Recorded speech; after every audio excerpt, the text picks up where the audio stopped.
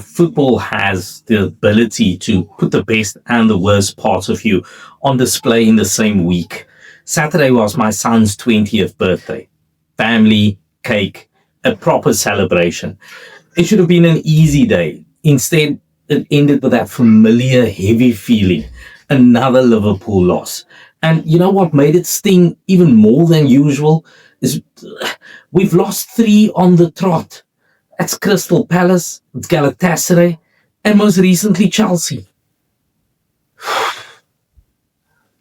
Let me be clear.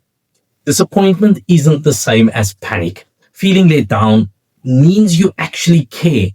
And what I want to do with this video is to be honest about how it feels and then step back from the noise and try to explain what's actually happening on the pitch and in the dressing room. And that's how one becomes the voice of reason, not just the loudest voice in the room. Crystal Palace beat us 2-1 at Selhurst Park on the weekend of September 27.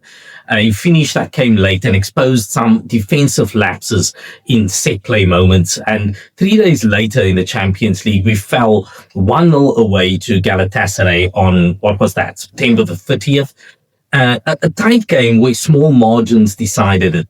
And then on the 4th of October, this past Saturday, Chelsea grabbed a stoppage time winner, and it ended in a 2-1 loss right there at Stamford Bridge again. And that makes it 3 in a row. Now, that's not hypothetical. That's the actual results.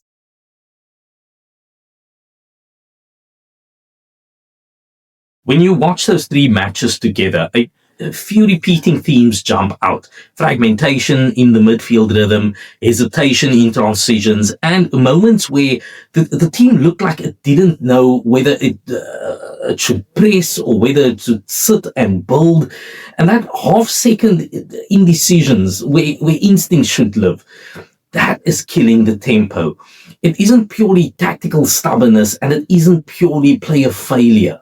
It's the uncomfortable middle ground of a side caught between 2 identities. See, under Arne Slot, Liverpool have been nudged toward more positional control and pattern play, less than the chaotic adrenaline that we saw under Jurgen Klopp, and more structure and patience.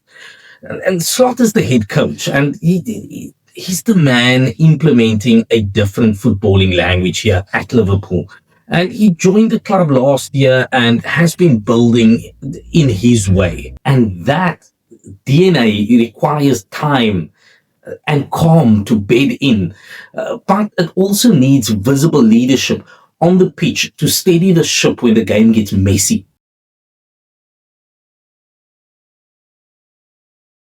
Virgil van Dijk.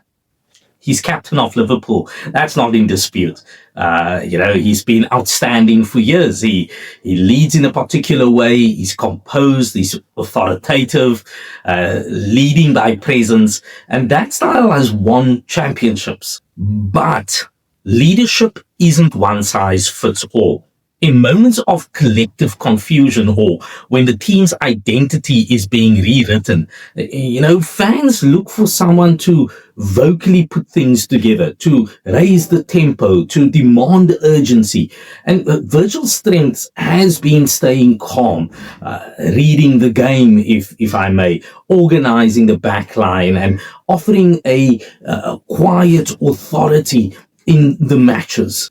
But right now, the team could do with that calm being translated into more visible directional command, louder interventions in the heat of the moment, and more frequent on-the-pitch nudges to reset focus and urgency. I'm not saying Virgil is doing anything wrong. Far from it. What I am saying is that this is an adaptation point, and the captain's style is brilliant for stability. And sometimes the team also needs an explicit on-field reality snap, just to bring them back into rhythm. And that's fine. This is a fixable coaching conversation. It's not a verdict on his leadership nor on his legacy.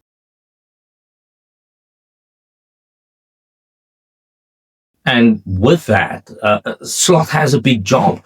Translate his philosophy into consistent match day behavior across a squad used to a different rhythm. He's remained measured publicly, which I appreciate. And, that's right. Outward posture, that's the correct outward posture. Internally, he needs the players to play for him, emotionally as well as tactically. Now, this means Slot will have to do three things. And number one, he needs to reassert clarity on roles. Stop the constant late chopping and changing that leads to players guessing. The second thing is he needs to reignite that simple team habits, urgency in the press, commitment in duels, and clearer triggers for transition moments. The third thing is he needs that captaincy access. Now, Virgil van Dijk, alongside with the vice captain Andy Robertson and perhaps another midfielder, and I don't know who that could be, perhaps Gravenberg, or it could be Dominic Szoboszlai. Well, they need to become the on-pitch coaching staff, visible, vocal, uncompromising about intensity. And when coaches and captains speak the same language in real time, the teams settle faster. So the 3 losses are painful, but they are also a test. Not a tombstone. And great Liverpool teams have been tempered by moments just like this.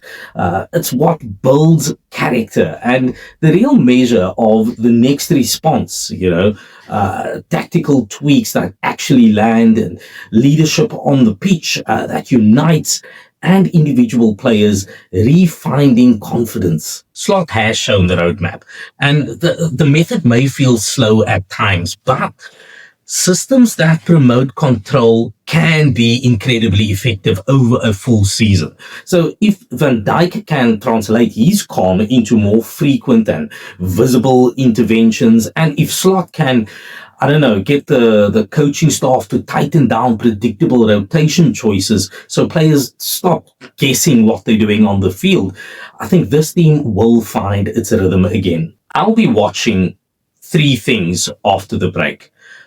How the captaincy axis behaves in pressure moments, whether the midfield starts to develop a consistent shape week to week, and the third thing is whether Slot simplifies his selection when the team needs muscle and rhythm rather than endless tinkering. And to the fans, be honest, be critical, but don't be destructive.